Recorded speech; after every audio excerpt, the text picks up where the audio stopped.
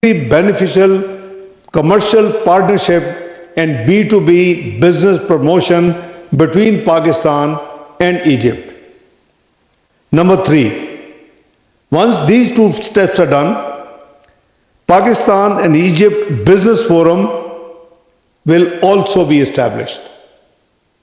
That will be co-chaired by my very dear brother in order to take the responsibility and to give it a serious approach, and myself. We have agreed that we will do for our countries this job, and it will be convened, its first meeting will be convened in Cairo in second quarter of 2026 to advance trade, investment and economic collaboration. Let me tell you with little embarrassment that since 2010, the Joint Ministerial Commission meeting between Pakistan and Egypt has not taken place. 15 years.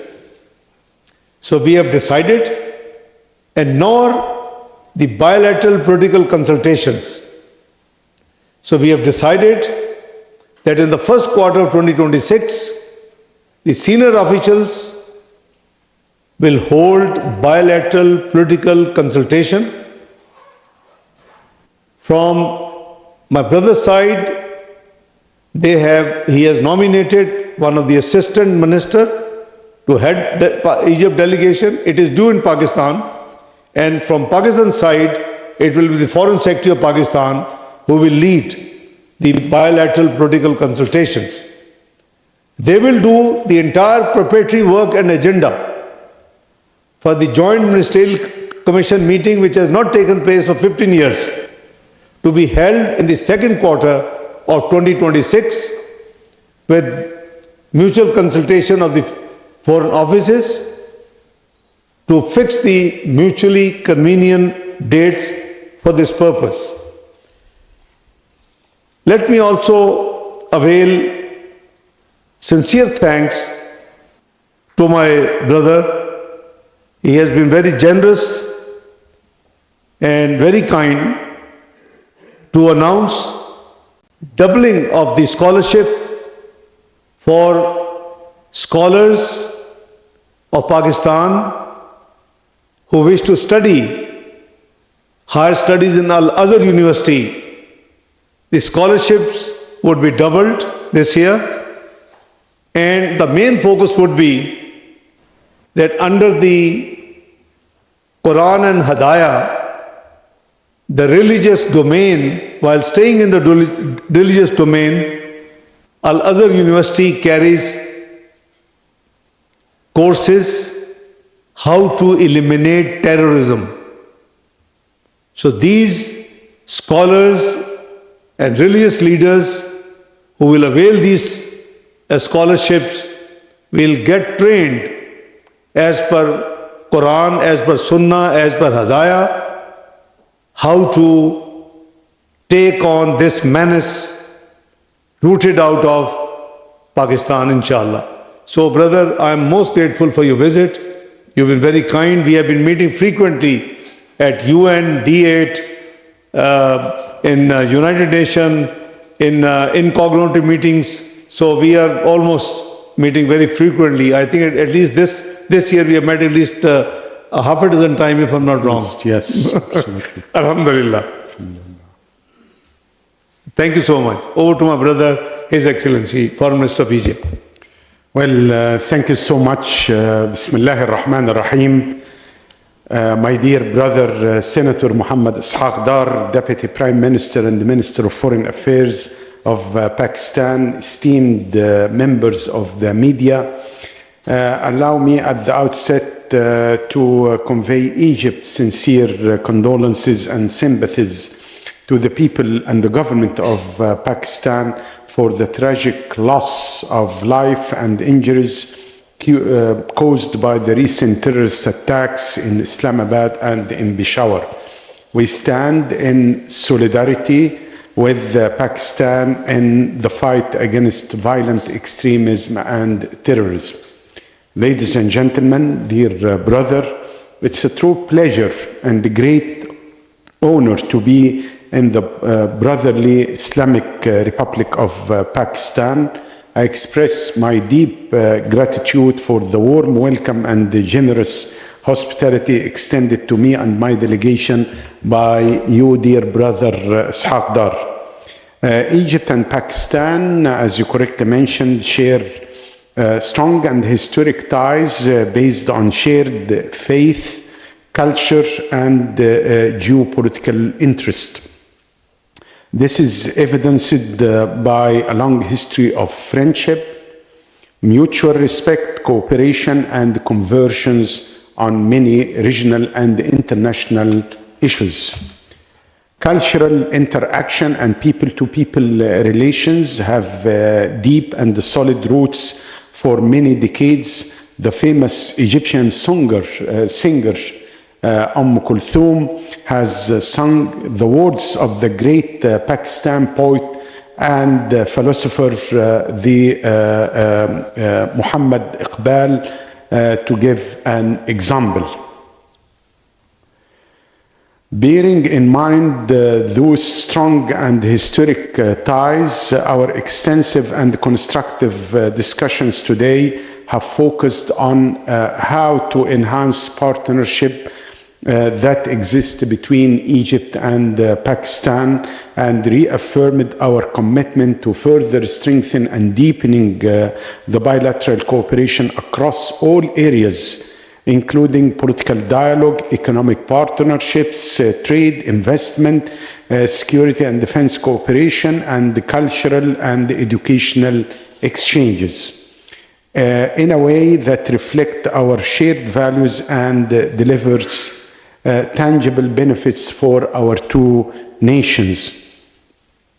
Also, the issue of fighting terrorism is extremely important, and we stand ready to share with our brothers and sisters here in Pakistan our very successful experience in fighting terrorism through holistic approach, focusing not only on security dimension but also socio-economic dimensions, as well as fighting extremist ideology through the very moderate religious institutions in Egypt, notably the Al-Azhar al-Sharif and Dar al-Ifta and the Ministry of Waqfs. We have also exchanged views on current regional and international developments and emphasized the importance of peaceful resolution of conflicts, respect for sovereignty, and adherence to the principles of international law and UN Charter. Egypt appreciates Pakistan's steadfast support in various multilateral forums, and we remain committed to close coordination on issues of mutual concerns. Ladies and gentlemen, this visit comes upon instructions from President Abdel Fattah al-Sisi, and I would like to convey his best regards and wishes to His Excellency the President and His Excellency the Prime Minister Shahbaz Sharif. And this visit comes at a pivotal moment of our region. As you all know, Egypt, together with our partners, including Pakistan, mediated and worked on a ceasefire agreement on Gaza, which was signed in Sharm el-Sheikh last month, which brought an end to 2 years of aggressions and war against civilians in Gaza. Egypt will continue to uncompromising efforts to resolve the Israeli-Palestinian conflict according to international law and relevant UN Security Council resolutions, and we are working very hard with Pakistan on that. We are convinced that the two-state solution is the only viable path towards genuine and lasting regional stability. This can be only achieved through the embodiment of a sovereign, viable, and independent Palestinian state based on the June 4th 1967 lines with East Jerusalem as its capital. It is within this context we agreed on intensifying our coordination and consultations on the Palestinian cause, particularly the situation in the West Bank and in the Gaza Strip. We appreciate Pakistan's unwavering solidarity and support for Egypt's efforts to achieve a just and lasting solution to the Palestinian cause. I also seized this opportunity today to formally invite Pakistan to actively participate in the upcoming conference on the early recovery and the reconstruction of Gaza. We look forward to Pakistan contributing its expertise and resources to this crucial international effort to rebuild the lives and infrastructure of the Palestinian people. During our discussions today, I reiterated with my dear brother Egypt's readiness to work closely with Pakistan to address global challenges from countering terrorism to climate change to food and energy security.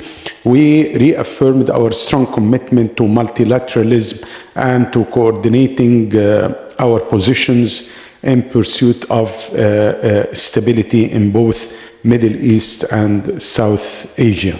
Our cooperation within United Nations, Organization of Islamic Cooperation, D8, and other multilateral platforms will continue to be vital in advancing our shared interest.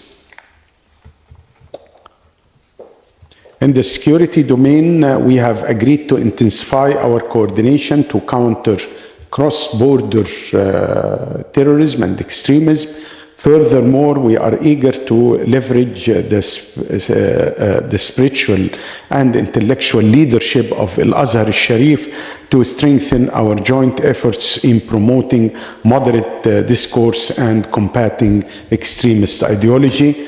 In the economic domain, we are both strongly committed to significantly boosting bilateral trade volume and encouraging joint investments. We agreed to take practical and impactful steps to achieve these goals in coordination with all relevant ministries and agencies and the private sector in both countries. I have invited Pakistani business to explore the promising opportunities available in Egypt, particularly in garment, renewable energy, connectivity, infrastructure, agriculture, pharmaceutical, and manufacturing. Likewise, we look forward to welcoming greater Egyptian investment in commercial investment and commercial engagement with Pakistan.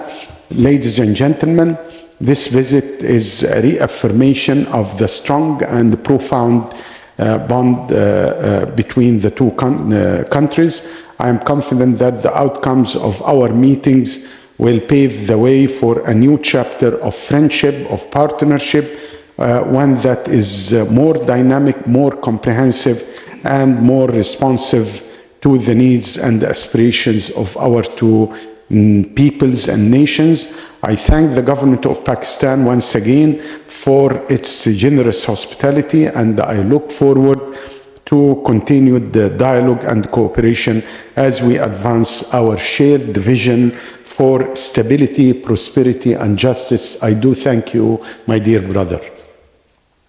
Thank you very much. We have only one question each. Please keep your question very short and brief. Ishaq from Thank you, sir. My question is from Deputy Prime Minister of Pakistan. Sir, what initiatives can Pakistan